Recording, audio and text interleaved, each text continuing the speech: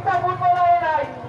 এই জন্য আমি মাধবপুরে আমাদের মাধবপুর শাখা একাডেমি খুলে আমি কথা দিতেছি আগামী 2 বছরের ভিতরে মাধবপুরে অন্তত 10টা পর্যন্ত জাতীয় দলের প্রতিনিধিদল জাতীয় দলে আমি চাই শুনেন, আমার অহংকার হয় এমপি হিসাবে না, আমার অহংকার হয় মাধবপুর থেকে বাংলাদেশের মধ্যে সবচেয়ে সক্ষম এবং অনেকগুলো উপজেলা থাকলে এটা থেকে মাধবপুর।